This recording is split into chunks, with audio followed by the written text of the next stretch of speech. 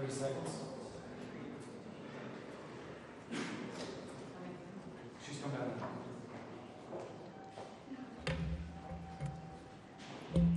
Good afternoon.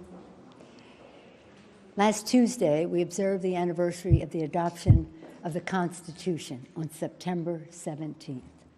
Sadly, on that day, the Intelligence Community Inspector General formally notified the Congress that the administration was forbidding him from turning over a whistleblower complaint on Constitution Day. This is a violation of law. Shortly thereafter, press reports began to break of a phone call by the President of the United States calling upon a foreign power to intervene in his election. This is a breach of his constitutional responsibilities. The facts are these. The Intelligence Community Inspector General, who was appointed by President Trump, determined that the complaint is both of urgent concern and credible. And its disclosure, he went on to say, relates to one of the most significant and important of the Director of National Intelligence's responsibility to the American people. On Thursday, the Inspector General testified before the House Intelligence Committee stating that the acting Director of National Intelligence blocked him from disclosing the whistleblower complaint. This is a violation of law. The law is unequivocal. The DNI staff, it says the DNI, Director of National Intelligence, shall provide Congress the full whistleblower complaint. For more than 25 years, I've served on the Intelligence Committee as a member, as the ranking member, as part of the Gang of Four, even before I was in the leadership. I was there when we created the Office of the Director of National Intelligence. That did not exist before 2004. I was there even earlier in the 90s when we wrote the whistleblower laws and continue to write them to improve them to ensure the security of our intelligence and the safety of our whistleblowers. I know what their purpose was, and we proceeded with balance and caution as we wrote the laws.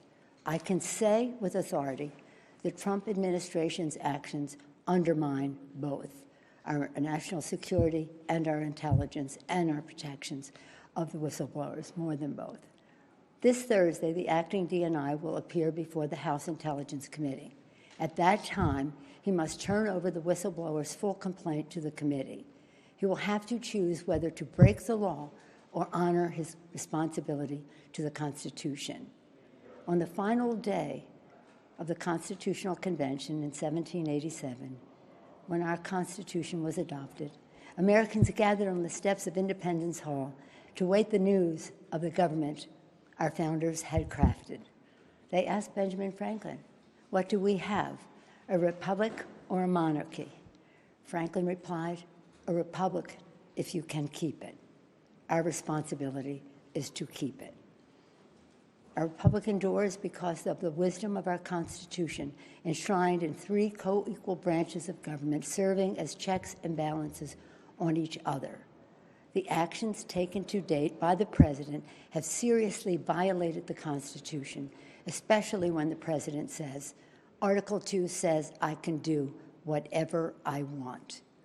For the past several months, we have been investigating in our committees and litigating in the courts, so the House can gather all the relevant facts and consider whether to exercise its full Article 1 powers, including a constitutional power of the utmost gravity, approval of articles of impeachment. And this week, the President has admitted to asking the President of Ukraine to take actions which would benefit him politically. The actions of the Trump presidency revealed the dishonorable fact of the President's betrayal of his oath of office, betrayal of our national security, and betrayal of the integrity of our elections.